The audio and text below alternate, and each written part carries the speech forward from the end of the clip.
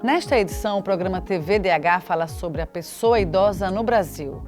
Eu, Andréa Trigueiro e o professor Manuel Moraes recebemos Yelena de Fátima Monteiro Araújo, procuradora de Justiça, coordenadora da Caravana da Pessoa Idosa do Ministério Público de Pernambuco, coordenadora do projeto 60 Mais em Ação, Políticas Públicas Integradas e coordenadora do projeto PEV, Protocolo de Enfrentamento à Violência contra a Pessoa Idosa.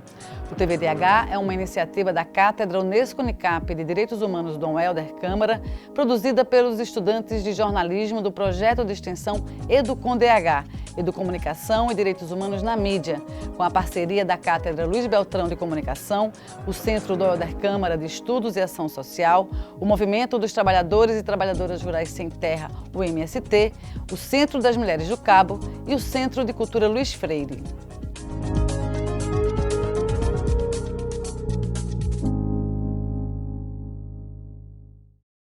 Segundo o censo do IBGE de 2022, 10,9% da população brasileira tem 65 anos ou mais, um aumento de 57,4% em relação a 2010. Infelizmente, o etarismo, o abandono, múltiplas violências fazem parte do quadro de violações de direitos dessa população. De acordo com dados da Ouvidoria Nacional de Direitos Humanos, só nos 3 primeiros meses de 2024 foram registradas 42.995 denúncias de violações de direitos humanos contra pessoas de 60 anos ou mais aqui no Brasil. Vale dizer que atualmente no Brasil as taxas de fecundidade e mortalidade estão em queda, o que significa que em poucos anos a população brasileira será considerada envelhecida.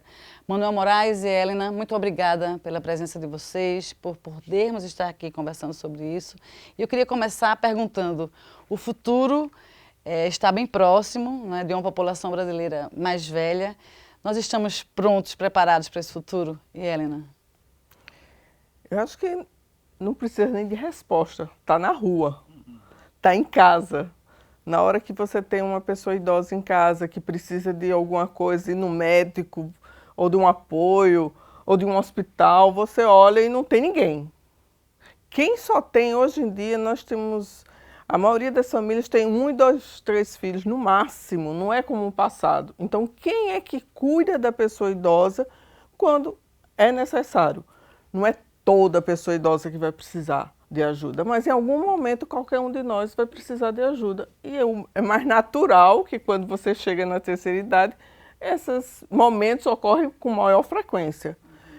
Só destacando um pouquinho o que você falou, no Brasil considera-se pessoa idosa a partir dos 60 anos. E nos países desenvolvidos, a partir dos 65 anos. Então, assim,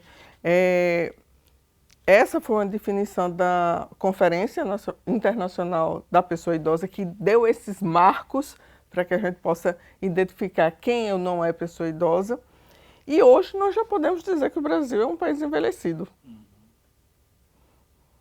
Acima de 60 anos, em Pernambuco, em qualquer parte. Outra coisa que eu gosto muito de desmistificar é essa questão de que o nordestino tem mania de ter muito filho, taxa de fecundidade alta.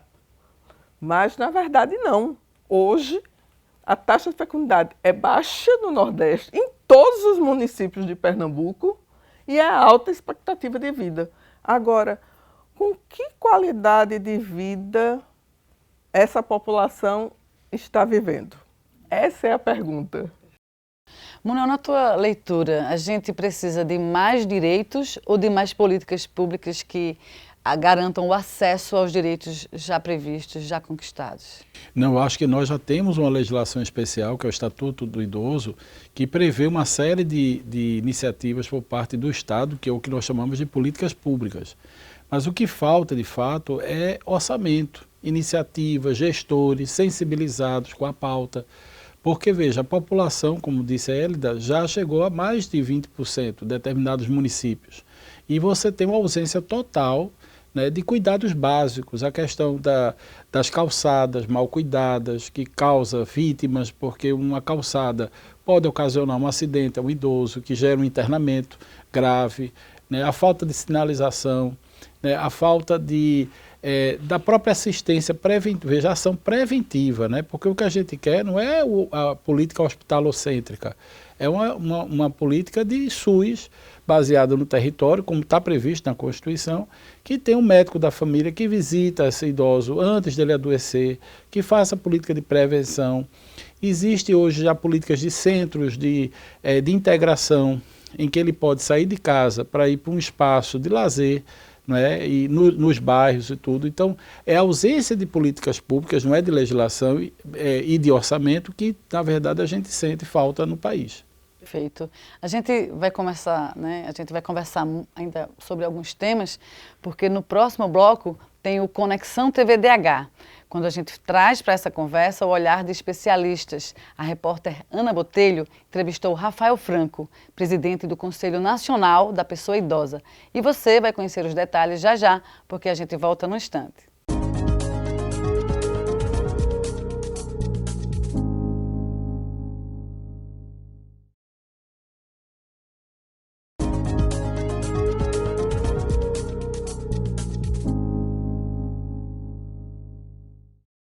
Estamos de volta com o segundo bloco do TVDH, que nesta edição fala sobre a pessoa idosa no Brasil.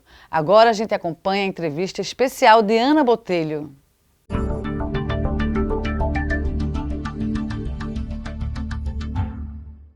Em um país em que a população idosa cresce de maneira significativa, a proteção e a promoção dos direitos dessa faixa etária se tornam cada vez mais cruciais. Aqui no Brasil existe o Estatuto da Pessoa Idosa, uma legislação que existe há 20 anos e é a principal ferramenta que assegura a dignidade e o respeito dos idosos.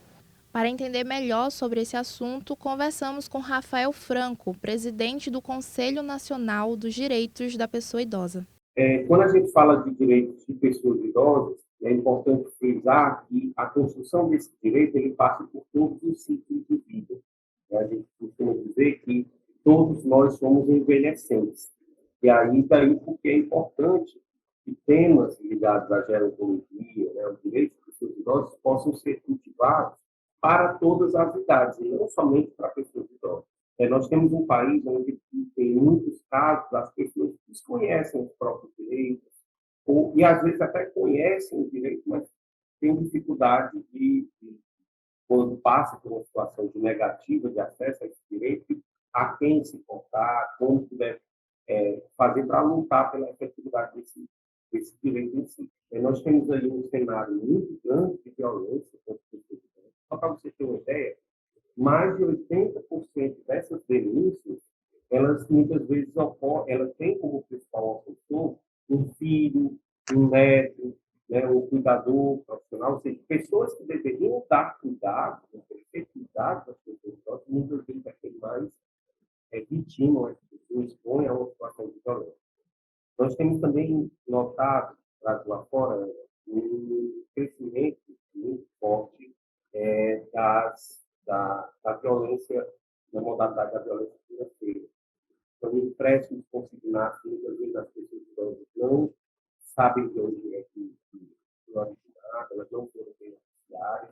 Então, se você tem uma pessoa que passa por violações, por respeito aos seus direitos desde a infância, ele passa pela adolescência, passa pela fase adulta, certamente ela vai ser uma pessoa idosa e também não vai ter os seus direitos respeitados. Nós temos um país que envelhece muito rápido, envelhece mais rápido do que o restante do mundo, e que nós temos envelhecimentos muito plurais. Muitas vezes, dentro de uma mesma cidade, você tem pessoas que envelhecem de maneira bastante diferente. O envelhecimento do homem, em geral, é diferente do envelhecimento de mulheres. O envelhecimento de mulheres muitas vezes é diferente do envelhecimento de uma mulher com maior condição de acesso a políticas públicas e mulheres que muitas vezes não têm esse mesmo acesso a pessoas.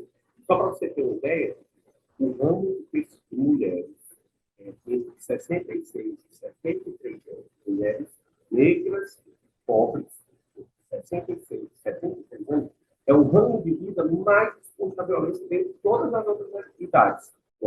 Então, note, se você pegar um contingente de mulheres nessa faixa etária, sobretudo mulheres negros e pobres, elas são consideradas hiper vulneráveis. É necessário não só que a gente precise políticas de educação, mas, sobretudo, que a gente possa chamar toda a sociedade brasileira para que a gente possa repetir modelos de sociedade diferentes. Bom, o Rafael traz aspectos bastante interessantes, né, que a gente pode repercutir. Um deles diz respeito justamente aos direitos fundamentais. Essa exclusão, né, essa dificuldade de acesso aos direitos básicos, né, para todo cidadão, saúde, transporte, emprego, moradia.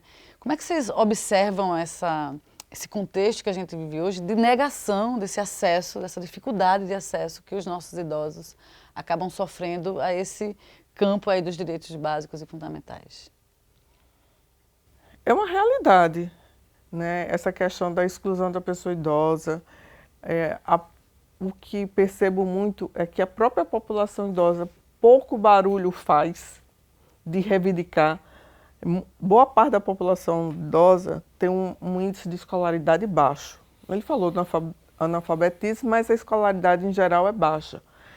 Então, ele tem uma percepção de discutir, de ir a campo, brigar por direito, bem diferenciada. Então, precisa que o gestor e precisa que a população abrace essa causa, porque quem não é idoso é pré-idoso. Então, você precisa trabalhar essa questão de aumentar as políticas públicas para o segmento. A população idosa é imensa, está envelhecendo, e nós não temos políticas públicas de tudo. Quer seja educação, quer seja saúde, trabalho, lazer, moradia.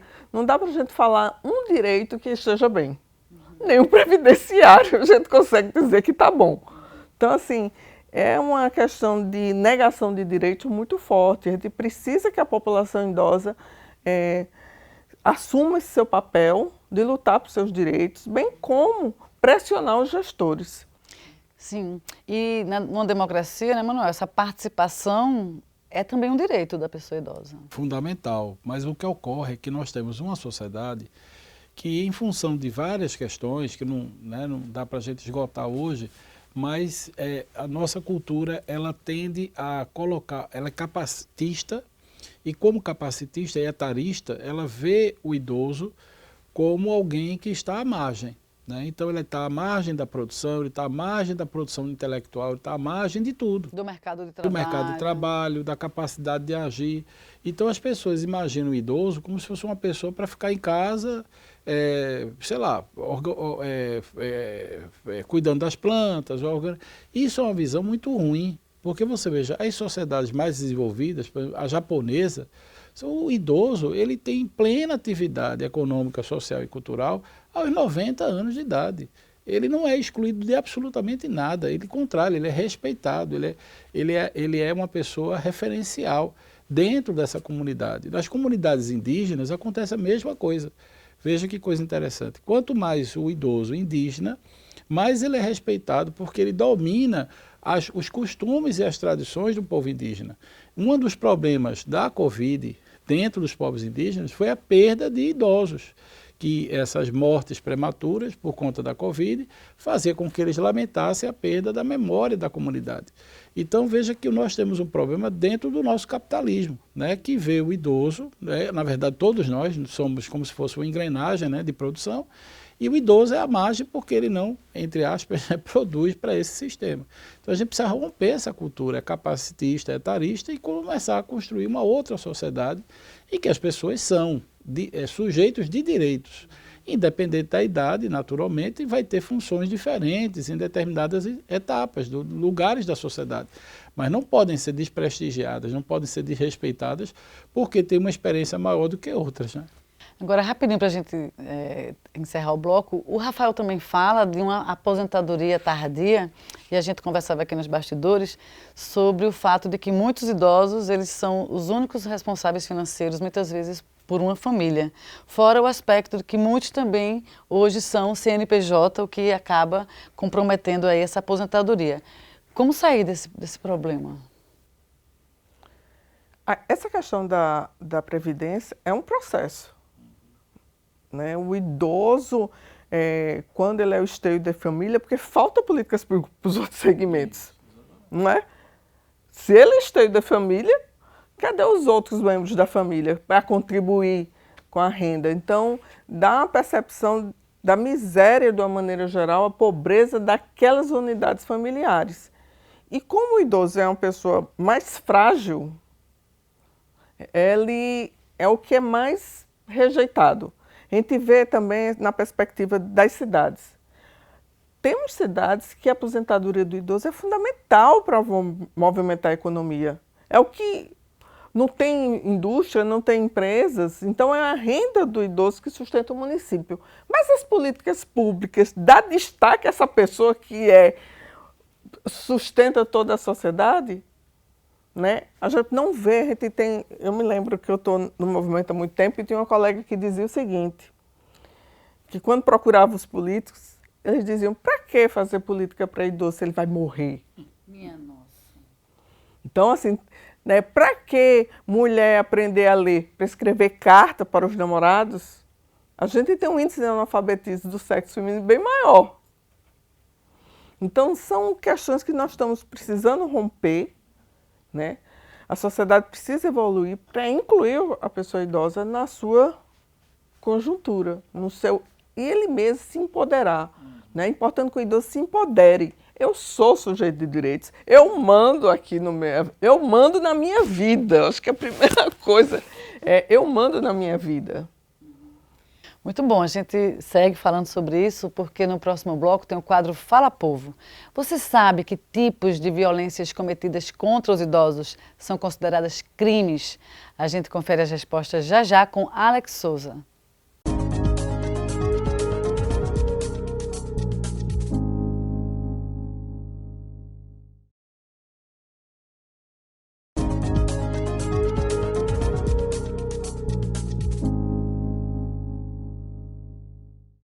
Estamos de volta com o terceiro bloco do TVDH, que nesta edição fala sobre a pessoa idosa no Brasil.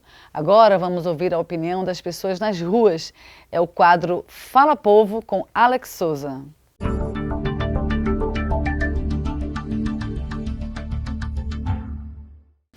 Uma pesquisa desenvolvida por enfermeiras da Universidade Federal Fluminense e da Universidade do Estado do Rio de Janeiro desenhou um mapa da violência contra idosos. De acordo com este mapa, divulgado em junho deste ano, entre 2020 e 2023, mais de 400 mil notificações de violência contra a pessoa idosa no Brasil foram registradas. Em razão deste quadro, o TVDH veio às ruas para saber: você sabe que tipos de violências cometidas contra os idosos são consideradas crimes? Físicas, mentais, emocionais e espirituais também. Sim, sim. Porque o idoso, eles têm que ter a maior atenção com o idoso, né? Porque o idoso é mesmo que uma criança e tem muita gente que toma conta de idoso e malvada, né? O abandono ao idoso, quando pega-se o cartão do idoso, empenhora em um supermercado, dá para um agiota, fica com o dinheiro e não cuida bem do idoso, não dá alimentação correta, deixa ele a desejar. Faz negligência dele, não tem o cuidado devido que se pode, né? Não dá alimentação, vacinação, tratamento, limpeza, não cuida como um ser humano deve ser cuidado. São maltratando os idosos, batendo, deixando de dar comida. Tem muitos filhos que maltratam os pais, deixam os filhos trancados no quarto, na casa e vai embora. Então, isso tudo são maltratos. Bom, o cidadão comum sabe um pouco, né, do que seriam essas violências consideradas crimes, mas a gente pode ajudar o nosso telespectador trazendo um pouco mais de luz para esse tema. Que violências são essas e como é que a gente pode ajudar as pessoas que convivem com os idosos a entenderem que às vezes uma atitude que parece um cuidado pode ser uma coisa muito invasiva. Quem começa? As violências, né, perpassa por aquelas que a gente já conhece, que é a violência física, né, um empurrão, uma tapa. A violência emocional. A senhora se está dando trabalho demais, eu vou botar a senhora no abrigo. Né? A gente vê muito essas ameaças, é uma violência psicológica. A violência financeira, né, a apropriação dos recursos, dos bens, dos recursos, do cartão. né? A gente percebe muito essa questão da violência e também a questão do etarismo, né? E isso é tão presente que a própria pessoa idosa veste isso, vai acreditando nisso, que não tem capacidade de aprender, né? O neto querendo que, peraí, não, vó, a senhora não sabe fazer isso, não. Não tem idade para namorar. Não tem idade para namorar. Velha para namorar. Namorar eu acho incrível. Namorar, quando você chega na terceira idade, você não é homem nem é mulher, você é idoso. Como se não É uma tivesse entidade, sexualidade. né? A gente vê muito as questões nos abrigos atualmente que não tem essa preocupação com a privacidade, com a intimidade daquela pessoa. É uma coisa, uma vaga ali naquela instituição. Então, quando a pessoa envelhece, né? A gente teve, até é engraçado que a gente teve problema com a Lei Maria da Penha e a mulher idosa. Não, porque é matéria do Estatuto do Idoso, não é matéria da Lei Maria da Penha. Então, assim, todas essas questões a gente percebe de violência contra a pessoa idosa. Ô, Manuel, na tua opinião, isso tem a ver com a cultura, isso tem a ver com essa ausência de políticas públicas, inclusive educacionais, no sentido de conscientizar a população a respeito da população idosa? É muito nosso aqui, em outros países é diferente. Qual é a tua observação a respeito disso? Em primeiro lugar, nós temos o Ministério Público, né, que é o garante da Constituição, quem garante os direitos difusos. Então, Ielda, uma homenagem que a gente faz, né, tá aqui ao lado dela, porque é uma guerreira, uma pessoa que efetivamente acredita naquilo que trabalha, então isso faz uma diferença enorme. E o Ministério Público, assim como a Defensoria Pública, né, nós temos no Brasil um arcabouço, como também os conselhos municipais do idoso, que fazem uma diferença incrível, mas ainda é pouco. É preciso que haja, de fato, uma mudança educacional. Veja, não temos uma educação de base que mostre a importância. Você já imaginou que as escolas podiam se abrir aos idosos e recepcionar um conhecimento incrível que está posto nesses idosos no ambiente das escolas? No Japão é assim. Veja, os idosos são chamados a levarem conhecimento sobre agricultura, sobre filosofia, sobre vida, e isso é respeitado. Eu me lembro que determinadas regiões têm uma influência muito grande do Japão, né, no Brasil. E eu tive, eu acho que algum tempo atrás, em Londrina, e por conta da presença muito grande de migrantes japoneses, você não tem ideia de como a cidade, há muitos anos atrás, né, quando eu visitei, muito jovem, inclusive essa cidade, eu me impactei, porque enquanto a gente aqui estava discutindo vagas de ônibus, uma vaga para um ônibus, né, lotado, em Londrina, metade do ônibus, há 20 anos atrás, já é para os idosos. Metade, André, dos ônibus. Então isso não é uma coisa de direitos, é uma coisa que passa pela sociedade.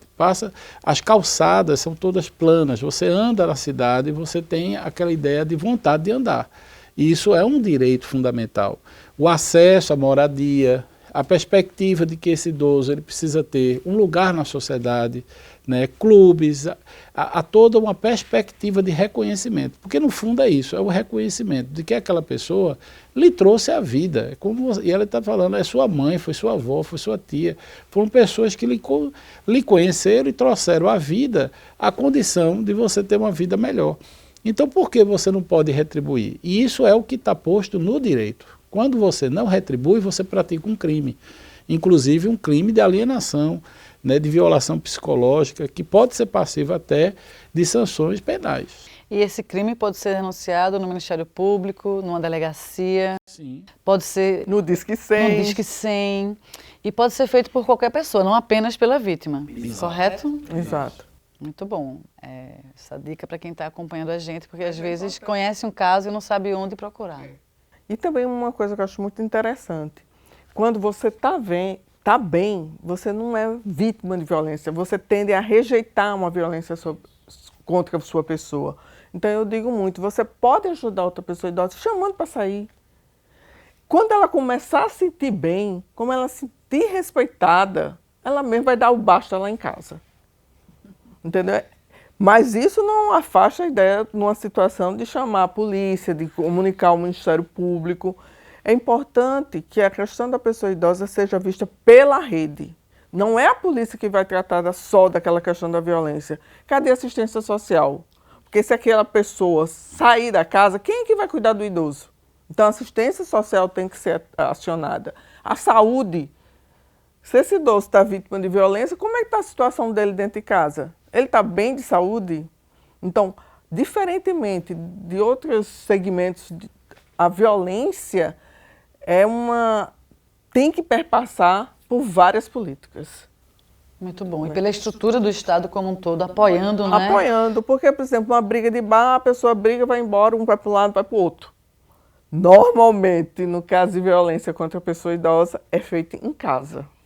E a pessoa tem que conviver ali com... E tem várias nuances, né?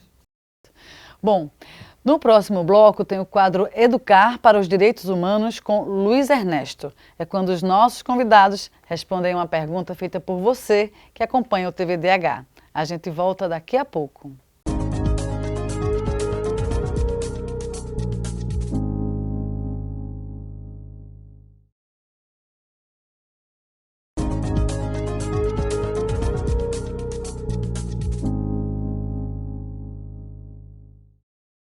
Estamos de volta com o quarto bloco do TV Direitos Humanos, que nesta edição tem como tema a pessoa idosa no Brasil. Agora, Helena e Manuel Moraes respondem a uma pergunta enviada por quem nos acompanha. É o momento do quadro Educar para os Direitos Humanos, com Luiz Ernesto.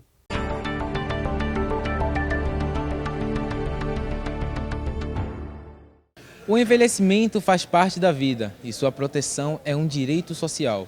Essas palavras estão presentes no Estatuto do Idoso.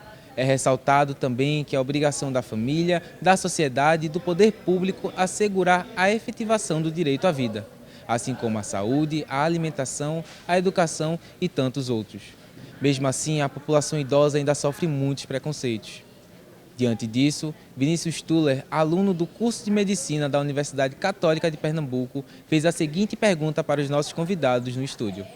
Minha pergunta é, como a população idosa sofre muito de demência e problemas de cognição, perda do conhecimento do mundo e não consegue mais fazer as atividades, muitas vezes as básicas e as instrumentais ao longo do envelhecimento, como é que vai assegurar uma qualidade de vida para essas pessoas, para a população idosa, já que eles ficam muito dependentes de terceiros, já que eles ficam dependentes dos netos, dos filhos, dos cuidadores, como é que vão assegurar uma qualidade de vida boa para eles? A gente agradece ao estudante Vinícius Stuller pela pergunta. Como responder a pergunta do Vinícius? A questão da pessoa depender de alguém, a pessoa idosa vir a depender, eu acho que é um processo natural. O que a política pública, os serviços têm que fazer que isso seja o mais longe possível. E quando ocorrer, que tenha uma rede de apoio. Que não fique sobrecarregado para um único membro da família. Cadê o Estado? Cadê um centro-dia? Que é o centro-dia a possibilidade do idoso ir para um local, passar o dia e retornar. Né? Porque tem muitas situações de que a pessoa deixa de trabalhar para poder cuidar do idoso. Então, é preocupante não ter uma retaguarda da família, né, para esses momentos quando ocorrerem. E também um atendimento médico domiciliar. É fundamental. O aprimoramento do SUS e do SUAS, né, do Sistema Único de Assistência Social. É o que faz a diferença. Nós estamos precisando de mais unidades de atendimento à pessoa idosa em todos os sistemas. Mas o centro-dia é fundamental e instituições que possam acolher moradia da pessoa idosa, que a gente chama ILPI. Infelizmente, o número de unidades públicas é raro, são poucas. Eu acho que no estado de Pernambuco não chega a 5. Muito aquém. Muito aquém. E se agora ninguém tem muitos filhos, onde é que fica? Como é que fica essa pessoa idosa sozinha em casa, quando precisa? Porque é uma questão que a gente diz que a gente deve priorizar a permanência do idoso no seu domicílio. O Estado, né, as políticas públicas têm que levar os serviços para que aquela pessoa permaneça o maior tempo possível na sua casa. Quando não puder, o último estágio seria ir para uma instituição que pudesse que ele tenha convivência, uma outra moradia. Sim. Agora, Manuel, esses casos, né, acho que a preocupação do Vinícius, né, e também de boa parte da sociedade, é justamente o que Helena traz, essa falta de rede de apoio e muito o que o Vinícius fala desses cuidadores, né, familiares ou não, que não dão e que não maltratam. Essas pessoas ou o próprio Estado, é possível responsabilizá-los, Manuel, em relação a esses cuidados, né, já que essas políticas públicas não alcançam? Sim, é a mesma perspectiva quando a gente olha para a criança. Se há a chamada alienação parental, né, ou seja, você abandona a criança e, portanto, existe toda uma discussão acerca desses direitos subjetivos da criança, o idoso é um sentido inverso. Ou seja, agora é a sua responsabilidade. Um dia você foi criança e ela cuidou de você. E agora é você que tem que cuidar dessas pessoas. E o abandono dessas pessoas também é um abandono afetivo, também cabe a responsabilização da família. Agora a gente está em ano eleitoral, eu acho que é uma coisa que a gente pode também conversar, que é a eleição de legisladores ou gestores que tenham um olhar também para essa população idosa, não é? Observar quais são, não só o histórico, mas as propostas, pensar em quem tem esse cuidado de incluir a pessoa idosa nas suas políticas públicas, no seu plano de governo. Esse é um caminho, a gente tem tido esse tipo de representação de políticos que cuidem dessa forma. Como é que vocês percebem isso? Infelizmente, eu não percebo que os políticos ainda olharam para o idoso. Em que pese, o segmento da população idosa aqui em Pernambuco representa 19% do eleitorado. 19% de pessoas que compareceram às urnas. Não é que tem título de eleitor totalizando, não, mas que foram para as urnas, que fizeram a diferença. Então, o que a gente diz muito que a pessoa idosa, essa questão do voto ser facultativo aos 70 anos, não deve pautar a pessoa idosa. Porque se você não vota, se você não está presente, para que fazer políticas públicas para você? Você precisa estar presente para que os políticos o vejam, né? E assim possa fazer política. E também nesse momento de política, quer ver quais são as propostas que os candidatos estão fazendo para a temática da pessoa idosa. O que é que eles oferecem? Muito bem. Bom, depois do intervalo tem o quinto e último bloco desta edição do TV Direitos Humanos. Daqui a pouco a gente está de volta.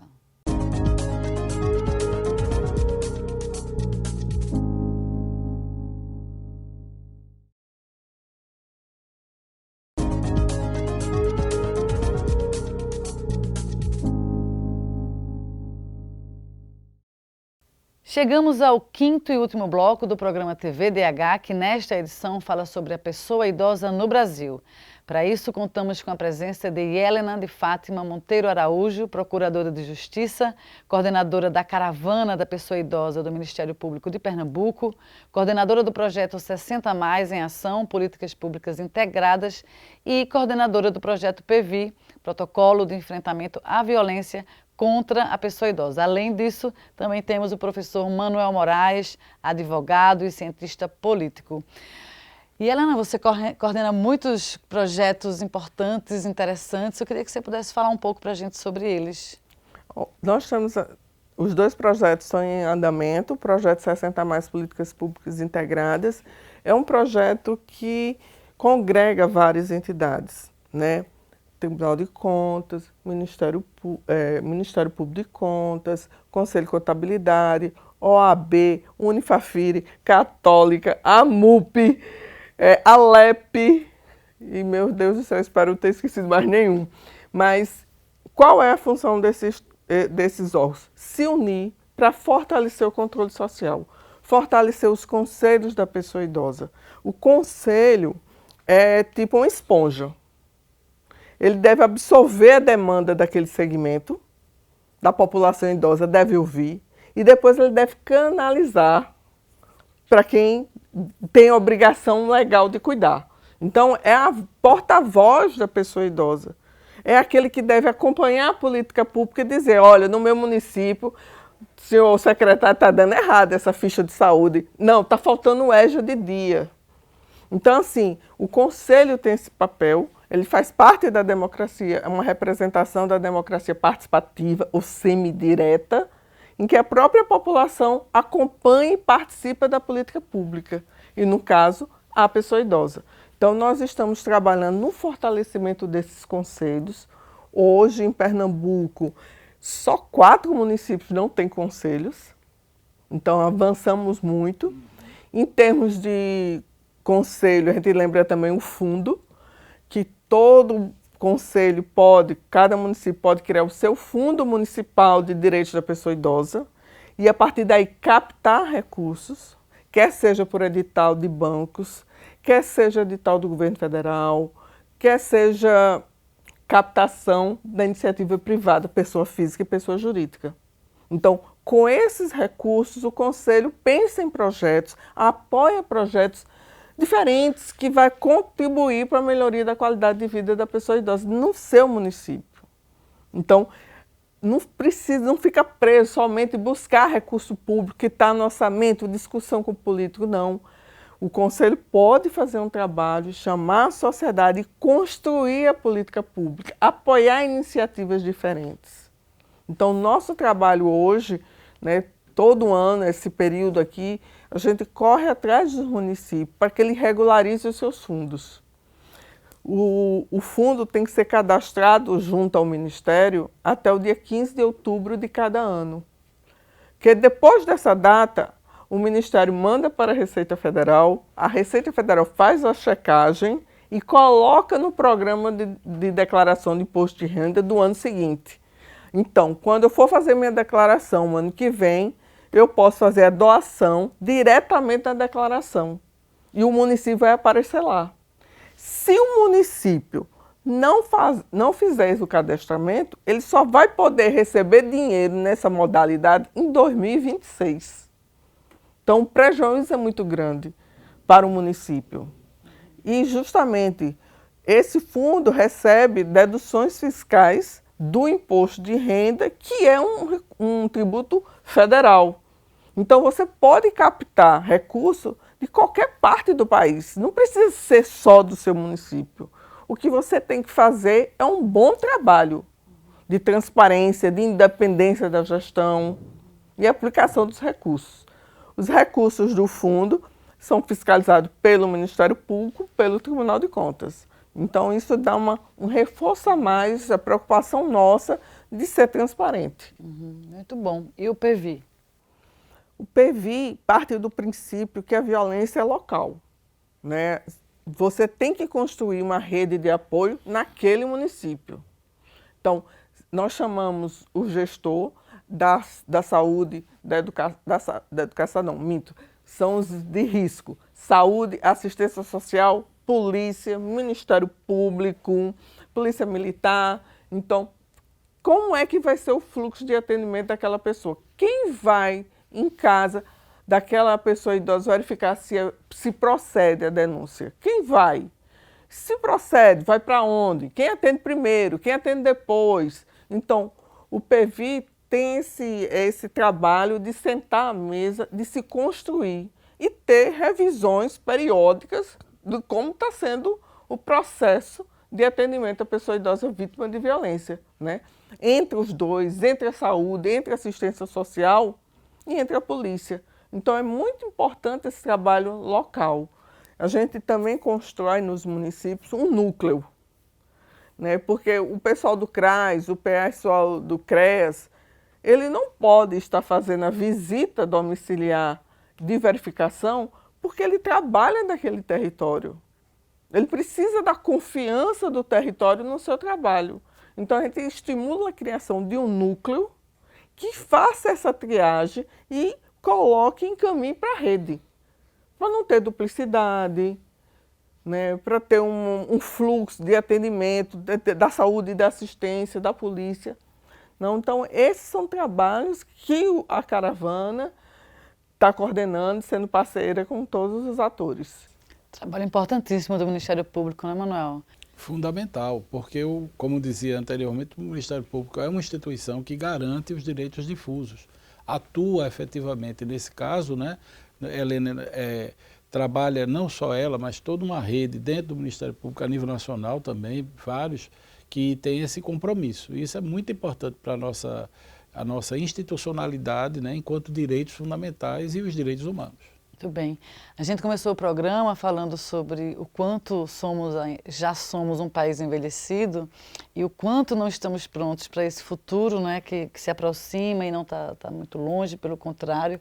E a Helena trouxe para a gente que já estamos, né, nesse momento de sermos envelhecidos. E eu queria trazer para vocês quais são os principais desafios que a gente tem pela frente, do que a gente pode fazer, de coisas mais factíveis, digamos assim, já que é tão complicado fazer essa engrenagem da estrutura do Estado, trabalhar agora. Mas como é que a gente pode, a sociedade civil, o Estado, trabalhar juntos para alcançar minimamente uma dignidade? Quais são as nossas lutas mais possíveis para os próximos tempos, na avaliação de vocês?